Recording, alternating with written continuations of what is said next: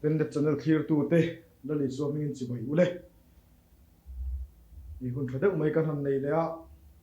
non le maya pathian thu sei na hun pathian thu ngai tu na hun ngun taka pathian thu zir ho na hun kan han nei le thei hi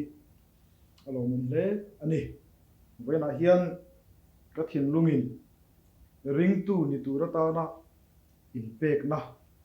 ti hi adu le maya Mizoram a pian thar na kan soi thina pian thar dan te po kan soya kan soi mai ni lovina siam te po kan siama el bethel hun lion pian thar dan te anin hlan dan te kha chu arin na thai chi thak zong tirania tina nu dewa in hlan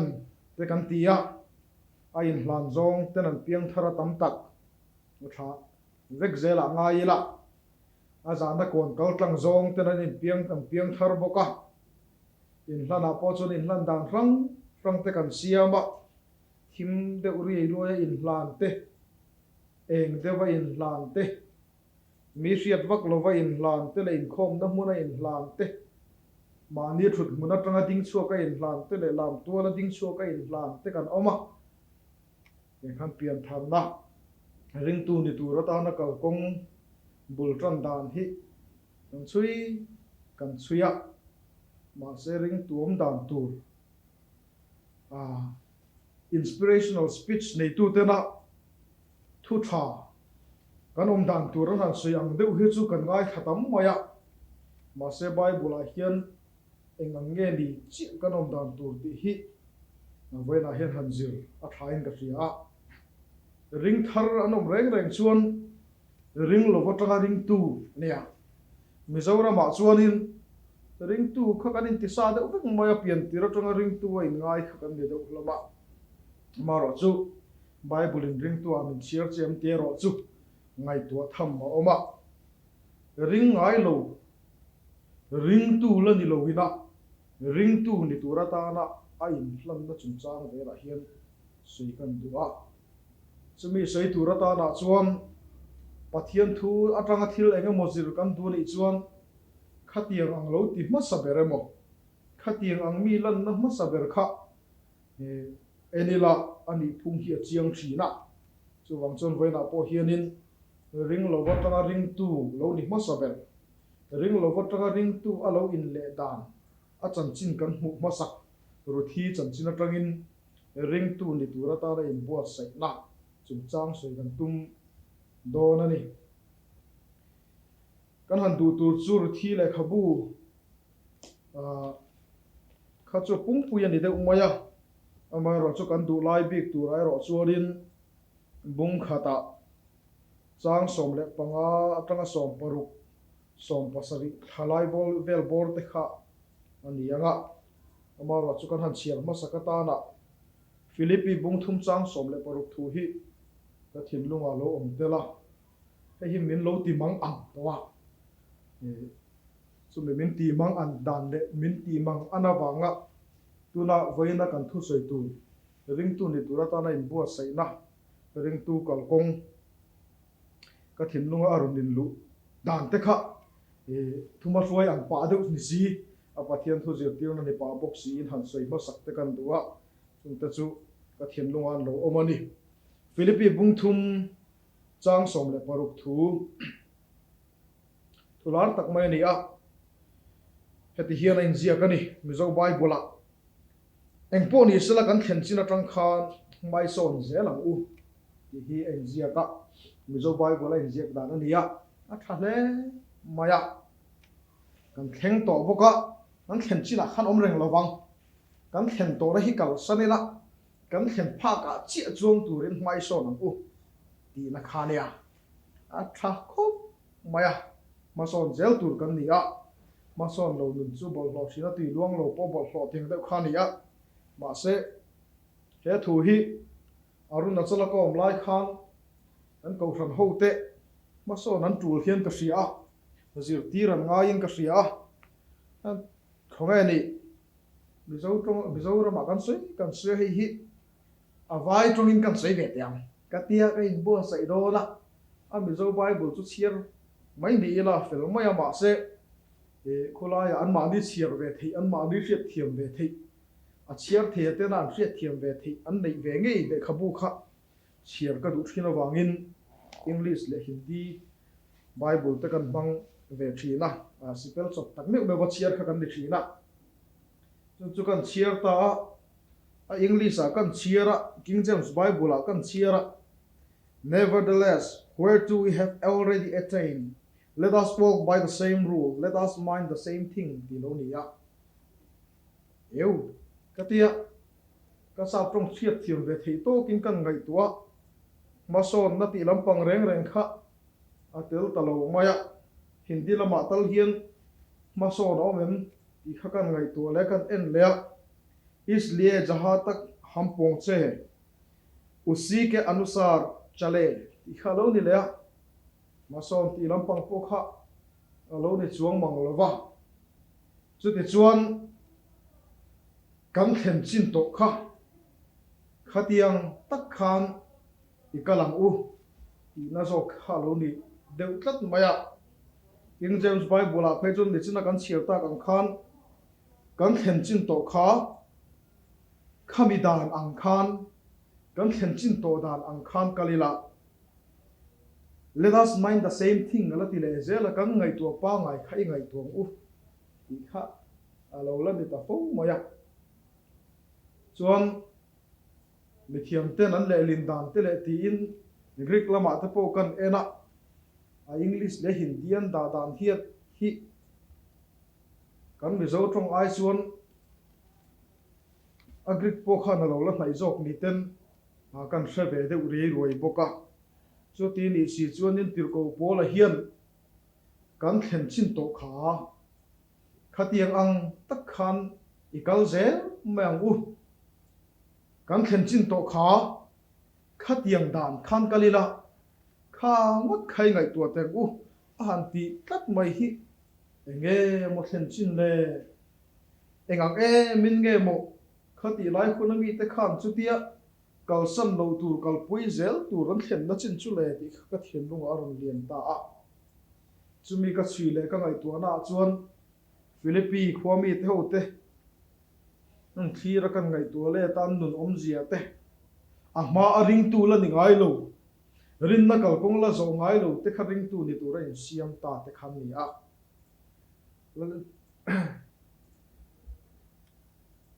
Isu Krista minga baptisma chang tu atia Isu Krista ring la chan da mi ni omang nang lei chung te nen ati zel veng tu tanin veng tu te chung ko atanga bul tran na mun khani a baptisman chang hnuwa kon tang ina ron chawa tin ko bola te hiam te khan tuam dam sakta khani a an pian thau dan chi le an in nan dan chi kha Isu Krista ring ti le baptisma an chang rin na le baptisma hi a in zom zel ni om takani thuthung thara hian rin na le baptisma hi kal kop tlat thil franga da le theilo ni na langa chumi ni wang chun Isu Krista point khobel zong zong a kal ula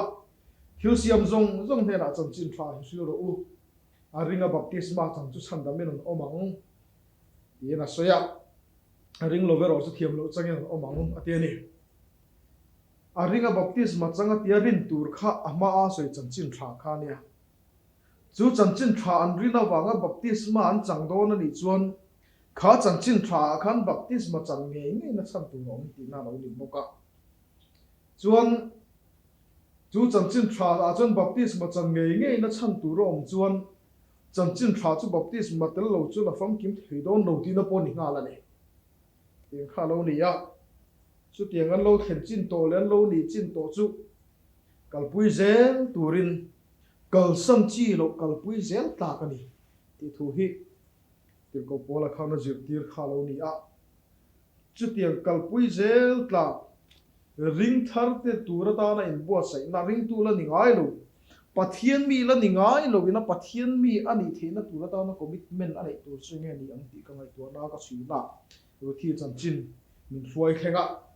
chu chu wena hian sei kan tum do na ni ruthi le khabu kan chiar chuan chung ko pakhat chan chin kan buwa chu mi chung kwa chu Elimelech ka pe chung kwa khani a hemi te hian chung kwa hi an ming sim po hi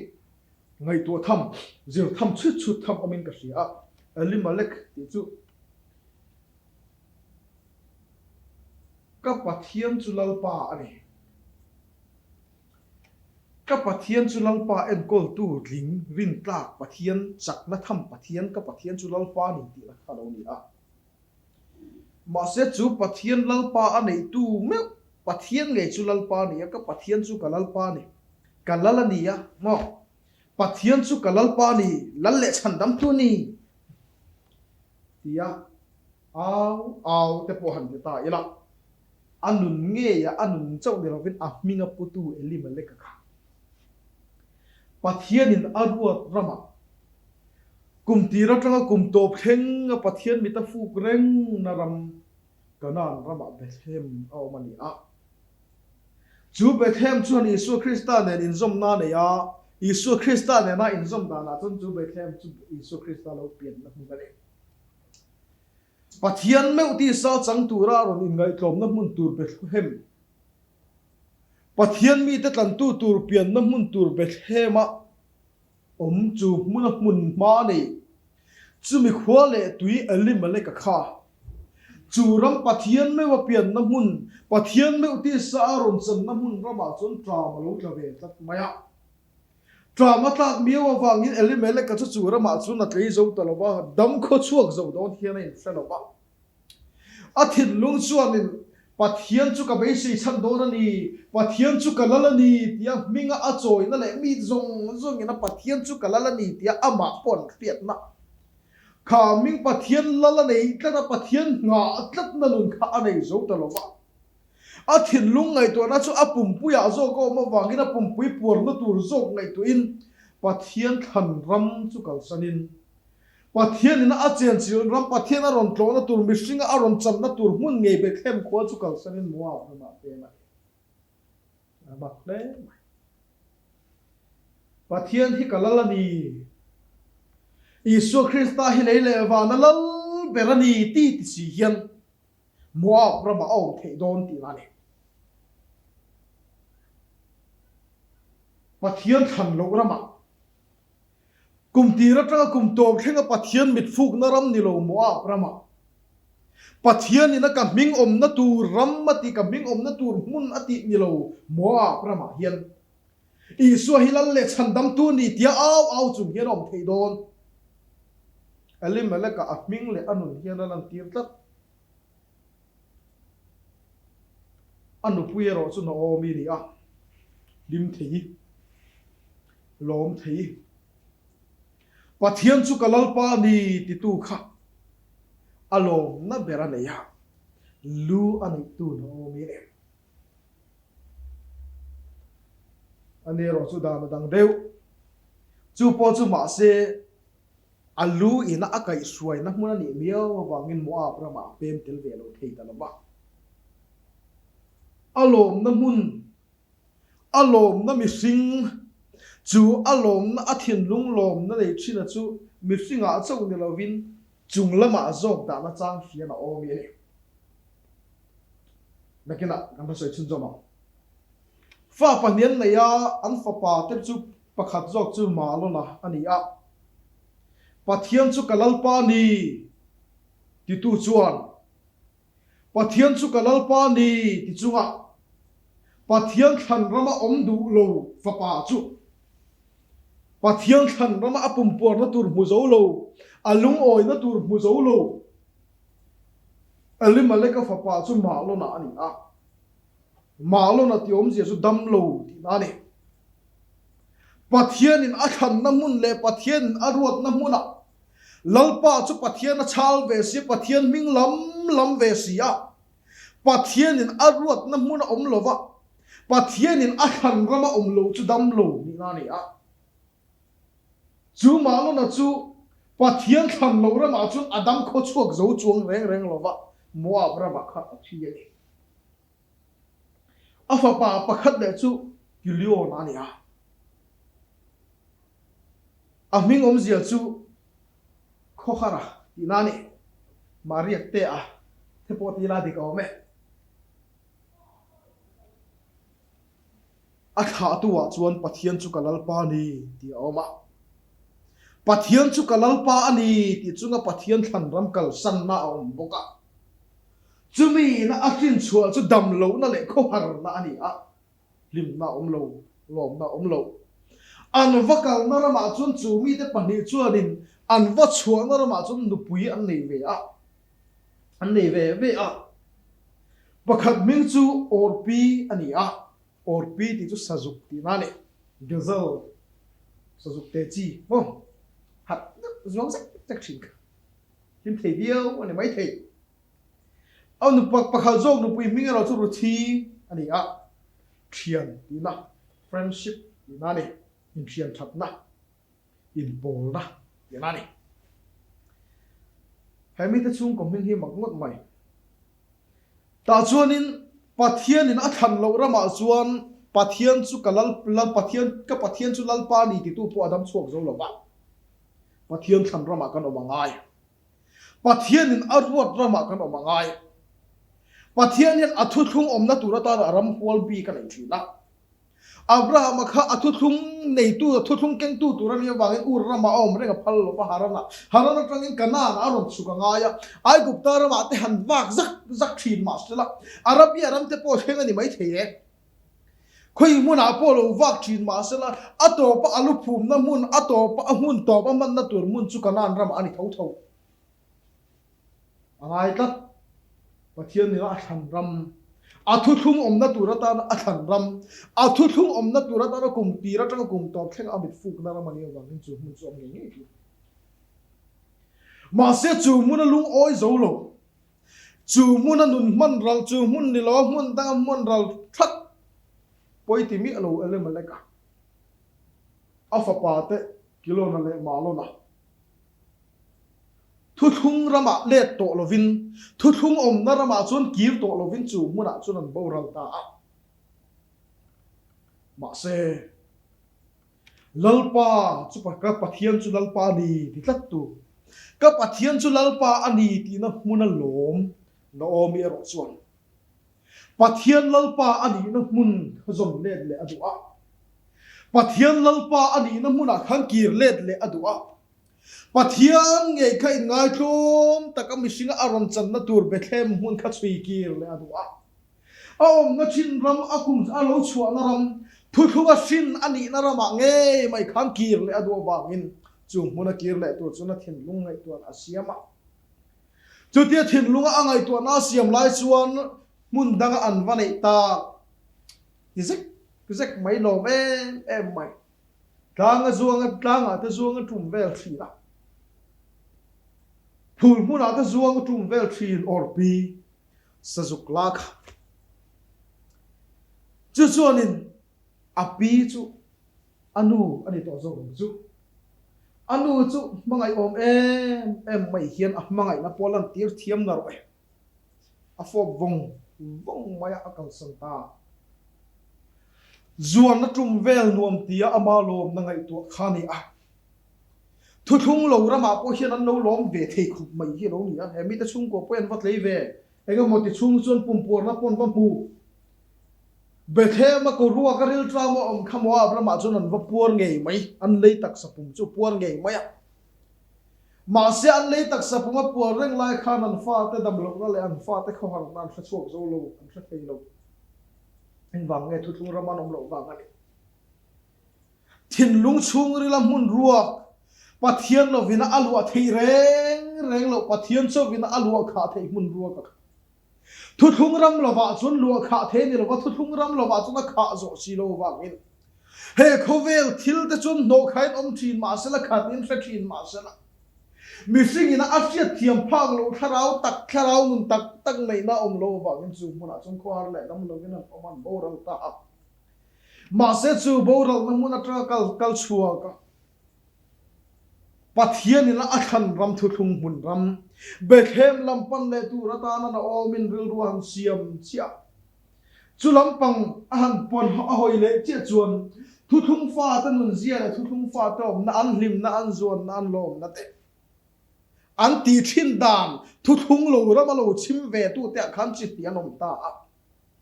pakhat jok chuanin thu thung mi te chen dan le thalau bo ro kan chen dan te an hlim dan nen lom dan te phurem ala pui ve thin ni si kha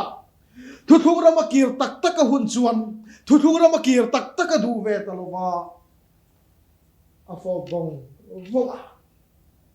that takina tha kal santa lom na nei tu hlim na tak tak nei tu na omin alom na tak tak hlim na tak tak mun be thlem lam lalpa pathian a than ram amit fuk na ram a thu thung om na tur ram a ming om na tur ta na than ram apan le do na chuan lom na du tu or pi na kal santa a alom zui thobang pasal ta po va muang he khovel da na chuna ho sa phian mai thei achan china soi zui to lo ma se pathian mi ta thian tak tak ka nei du ruthi friendship aming om zian ikha chu chu lo lo om vet lak maya pathian mi ani ngai lo wa thu thung mi ani ngai lo wa pathian mi Israel fa ta zi ga chiar tela ni ngai lo wa ma se pathian mi Israel fa Israel ramatanga ron chua ka mun danga ron kala missionary ron kala te po han ti ta ila thu thung soya ron kala te po han ti ta ila Israel mi ta nun zia le om zia zong zong ron king ve kam du soi the ho lo ni ma se Israel mi ni na thin long pu a thu thung du na le pathian na athan ram kir le tu rangai to na pu tu chu mi chu thian na le tak tak du tu ro thi lo om ve tak mai la le so min chu fa ke no mo se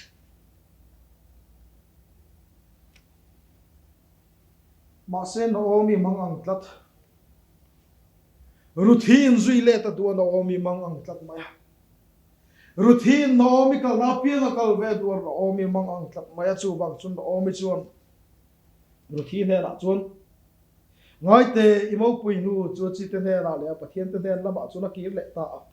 nang poi mo pui nu min pa ho ve to o ti a amo pui nu ho na lam no mi hian re chiang khop mai achi te le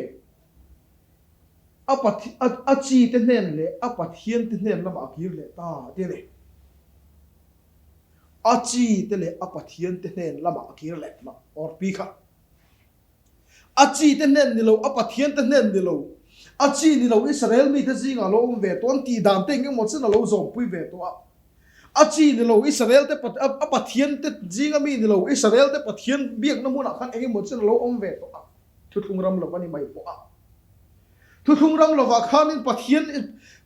Israel te pathian an bia an khu hara thu thung ram lo wa khan Israel te pathian an bia an dam thei lo wa thu thung ram lo wa khan lalpa ka pathian chu ka lalpa ni an ti an dam chuak zo lo wa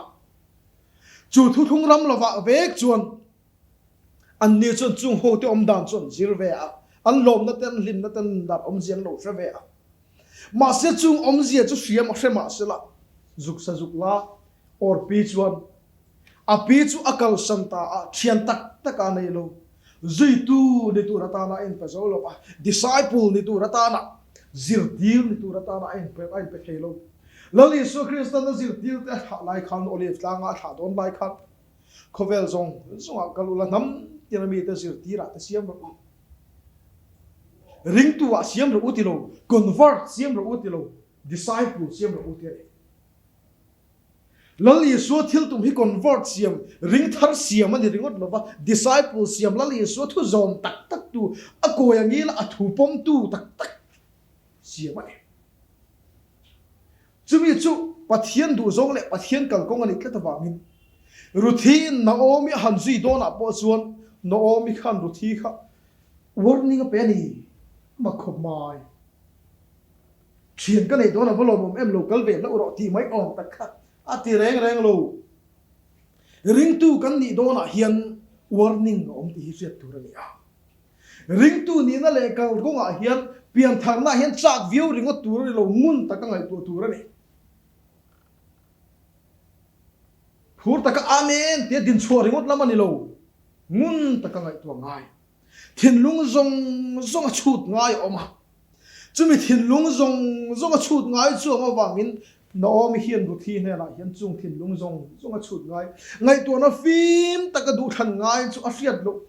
a đủ lo vàng nó siết nghe yang ngay vàng nó mi hiền là sợi a siết ta ruột thi này là chuan local velo mai ro ít chỉ mẫu bùi nu po a chi te gì ngà anh ama kho sak dan pa ngai a siat than dan pa ngai turin a chi te gì ngà kir le to a pathian te den lama kir le to khana po kir velo atia ro thi chuan nang mi chen tur le nang ba zui lo ba ho le to chuan mi chen lo fa min khem lo fa ro the ma du lo in chena du to lo thu thung fanu kia nga to a thu thung a lom chin kia nga to a in chena du to lo ba kha thu thung fa te lom na khan kha tharau par tlan na buna khan renga du a trong xian lo ne na lal pa choi moi chin kia nga khan renga du a pathian tharau chen sila anun zong lal pa ta na hlam chin kia nga khan renga du to a mun danga kala du to lo wangin mun danga kala kia nga lo tu cho min khem lo fam ro ti lo nge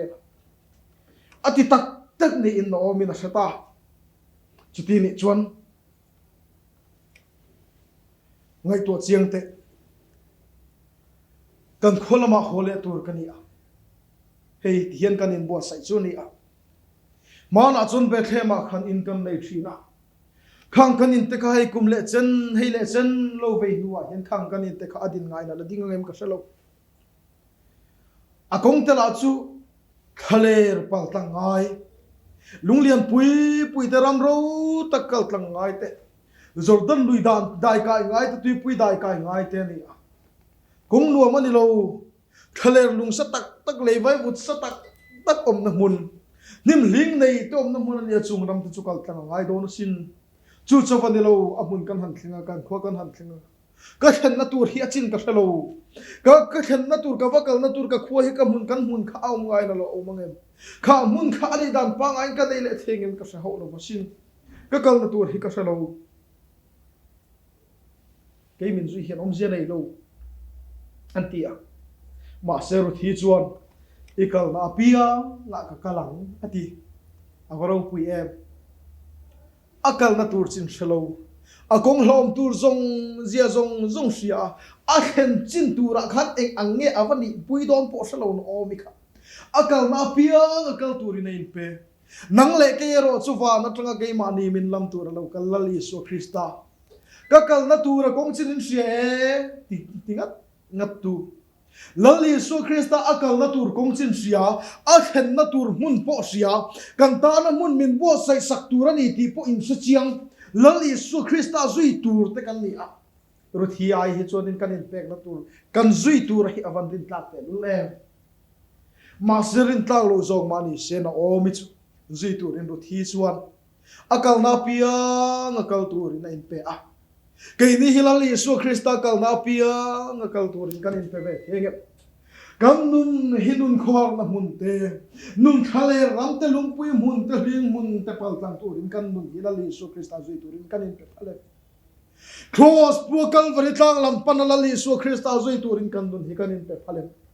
log na ni lo chan na munani he khovel da na chuan thong no zong ni sak na mun ramania he khovel da na chuan nungza nga tele tak samun tinat vuak na tiang tele vuak na free na vuak na mun ramani lali so krista zui turata na hen kanin pengamang akal na piang akal khan khurlu chilve turin thole na chang turata na khan khurlu chilve turin lali so krista zui turin kanin pelang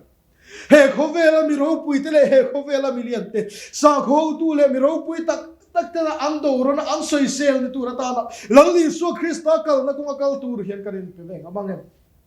dik lo ti a log na po ni sela dik lo ani chon lali so krista minga wa ma chan ngam tur lali so krista zui turin kanin peleng amang ru thi chu no o mi zui turin en pengam tlat ru thi chu no mi kal na pia ngakal turin en pengam lali so krista kal na pia ngakal turin kanin pengamang kanin pengabang mo ain pengam ta ruthi chu ain pe ta kal vezel tu ni ain pe ma se kal ringut ani lo ri angai chuna ta chon kal ma se la za na ta chon ri angai ve a chutian ri ra tu ra ta na chon ni o no o me chon thil pakhat se nei le ta ram pa lai le nga ari o thei lo ba ina an luangai riak tura in an luangai thu thung fa te pathian alom thin te ria na tur hun seng ang ngene ke ni chu Israel mi nam ke ma ni chi te ne na kho tur kan ya wangin kan chi te ti da nga ka ti nga kan pathian ne na kil tur kan ya wang ka pathian ti nga ka ti nga sia I chi te le pathian te ne lama kil to lo tur ka chi te le ka pathian te ne lama min zui tur ni chi chuan ke ni chi chun ria na mun tiang hin kan nei thin kan ria na tur mun kong ka bul ti na ta chuan me zu za hi kan ta nge ngai chu ta chuanin patna o Israel mi tu ngai khatu lalpa kan pathian hi lalpa pakhat chawani in jiak na chumi in ziak na lekha chu in tela in da na me zu za hi kan tar nge ngai chumi in tar na mun ina lo chun kan jiak thei le pathian pakhat chau ne na in la na pathian pakhat chau von him tura ta na in lan na mun in chunga lo chun kan jiak thei lo pas adang reng chi bai buk lo ama chok lo chi bai buk lo pathian chu pakhat chawani di in tar na mun ina lo chun kan jiak thei le chu mun chu kan ria na tur mun ania heme zuza hi kan ta na chu na poimo ni kan ria na in tina kan ria na in tu kong ka tina kan ria na in tin ke tina hen hei in tar tur ni si pathian pakhat chau rong bol turin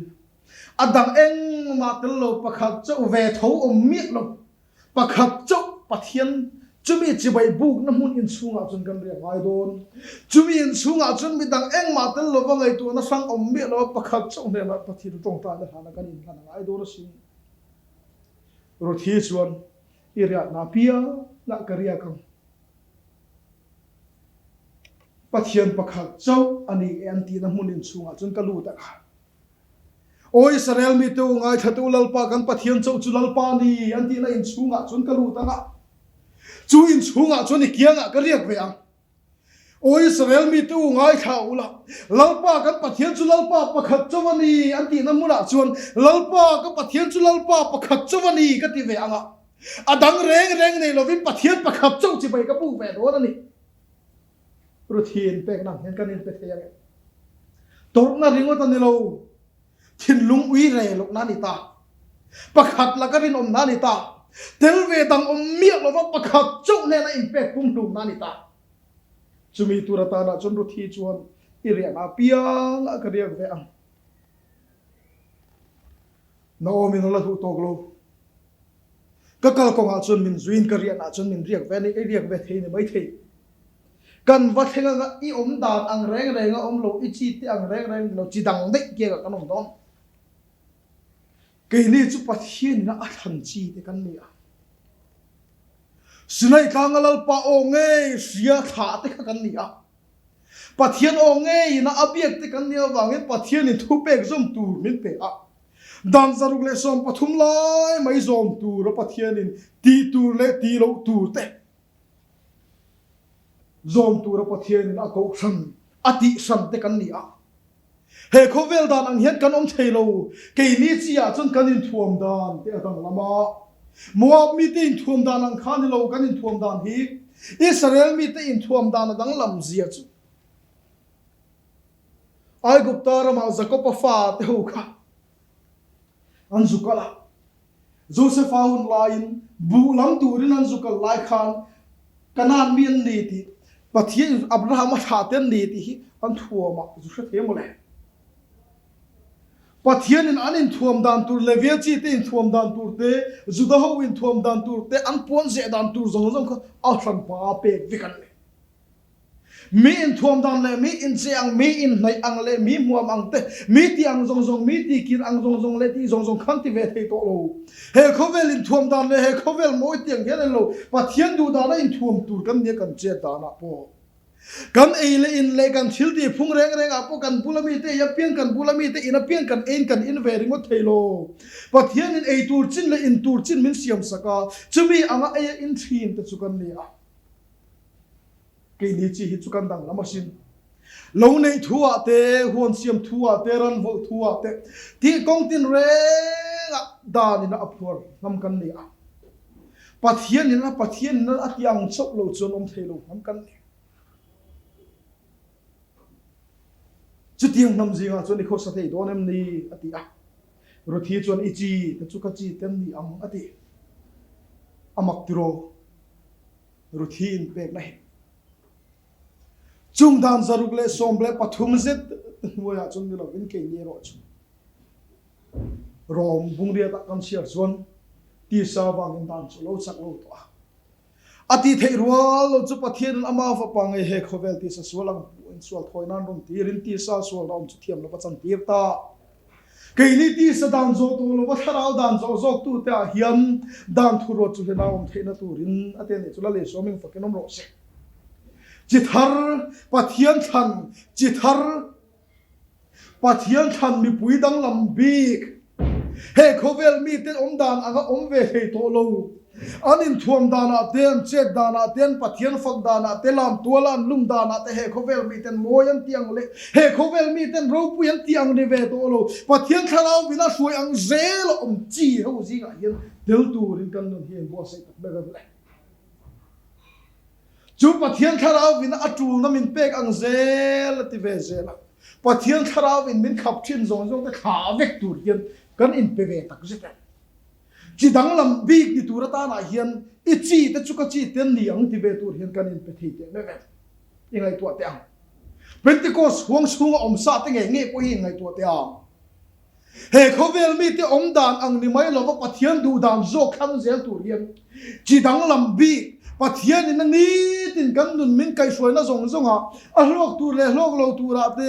a moi tu le moi lo tu ra te a tham chat na tu le tham chat lo na tu zong zong a po hian khovel mi te ti dan ni lo va pathian du dan zok zom zel tu hian kharau min suai na a zel zok hian kal tu rin kan in bo se ngam pathian khongai na wang pathian ni min sia tiam na kan mei che te chon lukhum an khum thi chu lukhum khum chung chang chu tir ko pol na soi na chung wang tir ko te wang ina ti dai tu te moro reng na wang an lo lukhu atul chan ni mei chi na lukhu atul chan ni wang tir ko te wang ina ti tat ne mo le mei che lukhu hia mo em wang te ro pu em wang te ni lo wang tir ko te fak na jom na tu na ta na ni ro pu ye sin chung chi te ji nga chuang an mi pa te po he khovel mi te om dan ang ni lo wa pathian pakhat chau na ya thin lung zong zong alal pa zonga he khovel mi ten a thave ka lo man tiang kha thavek ti ve hok lo ba zial zuk le thua te pon lam thiang lim na le chung lam thiang lim na thua te pathian tharau dan zok zok tu na ta ra hian tharau kai suai ang zok ze lom tu na ta ra hian ichi te chu ka chi ten ni ang ti tu ra ta ra hen kan in bo se ve ngam ring tu ni tu ra ta na in bo se na ka kong atel kat nia chu chau chu ni lo ru thi hian du dang ala nei kat chu tiang chi chu kan ni a chi dang lam bi kan ni ngei mai chi dang lam bi kan ni na chan chu e kan pathian chu ama nge sinai ka nga khana ro in na mi dang ni lo win ama nge sinai ka nga khana ron chu ka chu tlang chu chum dum te mai al te kol phe te khopui ri te ne na hing dur salam point chu tlang chu khoi sila thinge tur ani ti thu pe kha oma chu pathian ama nge kan zinga lo chenga chun kan zinga chen ve du wangin kata na mun thiang nin min siam sakro otia kan zinga min chen chil du pathian in ti thiang lim tu min phu tu pathian nei kan ni sin ama nge sinai tanga lo chu pathian khanei kan ni a chu wangin kan pathian hi mi dang pathian ang ni hei ne kan sufel lo na ta min sema kan bo chiat na zong a ta thung rul na fel tak nei zel thin ani a kan dik lo na zong a te sem na le thunun na fel tak nei zel thin pathian ani a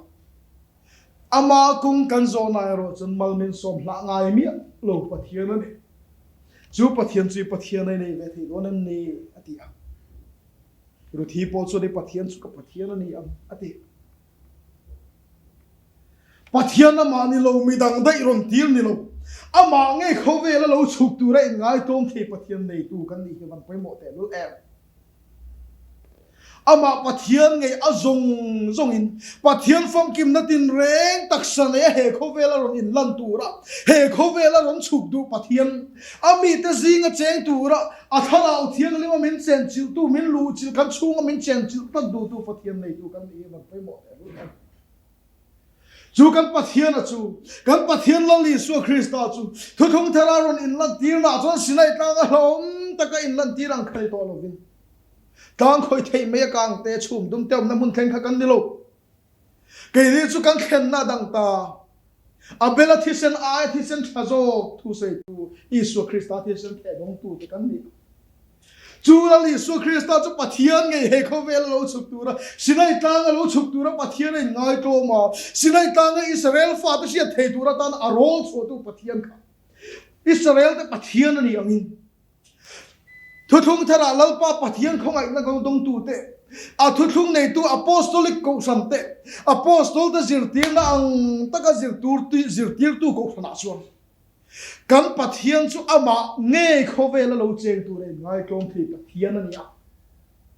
pathian chu ti sa lo chang ani ti hi kan sa thuru kan ya kan pathian biak thuru kan ya chu pathian nge chu ti sa lo chang ani chu pathian nge chu bang om mi lo vin ke ma ni ta ai ngai to ma ai bun ruwa ka chia lo ni na thua ma ro ni thua min kan ta na in la na kan ta na chandam na kong min bo sai sak tu ani chu pathian nei tu chu kan ni a pathian kan ne na lo thleng du khoi phak lo pathian ni lo siat thiam phak lo pathian ni lo kan siat thiam thei tur to kan mu thei tur to kan khoi thei tur to zo hanan ai tinga ti kha ati ra thuom kha kan bengin kan siat kha kan mitin kan hu kha kan dap kan kotin kan khoi kha chu thu chu lo lang ta ti kha chu pathian ngai mi singa lo chang tu rai ngai tom thei pathian a chu ka pathian ani ti thei tu na ta na kan in bo sai ve thei do na mi sing ta zinga amaro ngai chua mi sing ta sia tu ra amaro ngai chua Israel fa ta zinga au du pathian kha mi sing ta sia tu ra ta na amaro ngai chua he khovela ka chen na tu ra ta ra mun thiang lim min bo sai sak ro u ti a Israel fa te tang te ne na biak buk siam wasum siam phut tuak ama nge kha e khovela hele taksa hi tempula ta na ron indin sakin ama ta na nge taksa in siam chupin he khovela ron kala chu pathian chu nei tu ni tu ra ta na kan in bo sai the kan in bo sai the lali Isu Krista chok ring tu ni tu ra ta na kan in bo sai the ring tu ni tu ra ta na kal ko nga hian tel tlat ru thi chu na theile tlat mai pathian chu ka pathian ani a theile mi mai no mi hian la du tok lo ati ma ve mut mai tro ke ni nam je hi mak dak kan ne Abraham kha kanan rama thu thung rama nge a thiang aya Sarikha kanan rama thu thung rama pathian than rama nge phu mani angaya Abraham kha chu ta nge chun phu mani angaya Joseph kha athi na mun chu ai gupta rama ni ma sela ai gupta rama tangin ak aruang chu kanan rama phu nge yani ngai phulak sok nge ngai Jacob pate Isaac ate kanan rama vek phu man ni angaya lalpa than rama nge thi chil nun nan ne ngai chu muna nge chun an ruanga zala ngai engatan mo thole na chanan nei na tu tan mo le lalpa khan ramazal lo chun thole na chanan nei don si lo sulai karbel chu sei don la sei tu tam mai khale ra thulum ta Israel fa ta jong jong khan ti ge thole na chanan nei yang jong jong kha i sei don la sei tu tam hebrai bung le thuwa Moses chu Israel chung ta chunga foi tuarin om nge ya Isu Krista ai ro chu pathian chu fa te pathian chung ta chu fa parin omani adik Moses rin om na chanchin te kha soi tur tam mai nan soi lek seng lowang bai na chu thole na chan an nei na tur ta na chuan an thi na tur mun po an than mun uluka ngaya an thi pui tur pon than uluka ngaya an thi pui tur rin na le an thi na tur mun pon than uluka ngaya chumi ni wang chuan in thuthung om na rama nge thuthung rama nge thuthung chen chil nge ya lalpa bi fuk na muna nge khan lalpa ming chuan na muna nge khan an thiang ya wangin a ming om na turata na pathian na than rama nge khan pathian ming chu pakhat chawan he sia zol nei zakaria le khabua chumi dia chun lalpa chu pakhat ani nga ming po pakhat ani ang bung sam pali kan mu ka chang ko lalpa pakhat chaw ani aming po pakhat chaw ani na hun chu ming pakhat chaw chuan na hun a nge chuan zal ngaya chu ming pakhat chaw om na hun a nge chuan thi chi langai sia bangin chu muna chuan thi tu ta na idam chungun zong mang zo thi thengari nom turin in pe thei donam ni ro thi chuan e thi na pia la chuan ka thianga chu ta chuan min phum ve tur a nang le ke hi thi na chaw lo chuan thil dangin amin than do nai chuan lalpana ti in min ti mai ro se chu aya na sa po in ate ne chu lale so min fa ke nom ro se ring tu ni tu rain bo se na chuan ring tu ni tu ra ta na kal na chuan lali su krista zui zel tu ra ta na in bo se na adik lo piang sima thil ti thi che zong sima kan nun chu lali su ta na in pum pe ka ati dan angati ve zel tu ra ta na in pe ma oma ring tu piang tham nun dik taka chuan pathian pakhat pathian chu oi sarel mi tu lalpa kan ngai thatu lalpa kan pathian chu lalpa pakhat chawani tian tar na mun mezu zan tar na huna sa on dek theyang khan kan ria na mun kan thin lung kan lu kan na mun kan lukhum kan da na mun kan lu kan na mun kan pon ban na mun chu pathian pakhat chaw nei na mun adia lo ngaya din chu chawani lo ba kan nun dam ne kan dam zong chu chi dang lam kham bi chi dang lam chi thar lalpa kham bi chi kan ni hena tu ta na he khovel dan ang ni lo ba kha dau dan ang zo kan nun kan man lo hai ta pathian kai shoi da ang zelin he khovel ti dan ang khan ni lo he khovel dan ang le he khovel chen dan tu ti sadan chen dan tu hel takanwaya hel nuai ta ka ba khovel da kal pui dan tu ra ta na kal dan ko nga chon forisai te khan ro pui lo tu ka an sang lo tu ka ang chung nung lu tu ka sabat ser ko nga an nun ne tin an man na ko nga te thiang hlim na ko nga te ang chung nung lu tu ka ni ma selal pa kan pathian chon forisai te fel na in fel in khum lo chuan pathian ram in lu thelo bang ti sia bangin van ram in lu thelo bang ti sia bangin van ram kan lu na tu ra ta na forisai te ka fel na kan khum ngai sia bangin thara fo ya kan nun kan man lo ngai ta tharau suai nun man na chon hei hiani ha chaw na chumi chaw la isai na soi kha trong dang lam pu mai de mangin na na thu ka soi to leiti dang lam nge yalal pa fak chu ka leiti dang lam nge yalal pa choi mo tharau ba ha chaw na mu na hian chu mu na nge chun tharau dan zom tu ten sabat an mu wa chu mu na nge chun tharau dan zom tu ten ha chaw nan mu thi na le chu tiang chu mi chi thar pathian than bik chi chu ni ngai chu chawani lo missing a lo chang tu nei ngai klom thei pathian mani nge in lan zawa mani nge he khovela hian missing siam ni lo missing din ni lo tempula mani nge ron in dina mani nge in lan zawa kan ta na palai na thok tu ra missing a lo chang du pathian betu kan di lo ngai le ta chu pathian ta na chon rin oma thi thengin rin omin lo om ro te chon nun la lukhum ka peng se tiang khan thi thengarin oma kan oma nga ya kan nun na chu pathian ne na hlan tu ra ta la kan ne tin nun zong kan thi ni thengin lal pa ta na rin om ta ka thunga kan se na ban poi mo te lul em chu ru thi in pek na khani ya chu ring tu ni ngai lo ring tu ni tu ra ta na ron bu na kal kong ani ya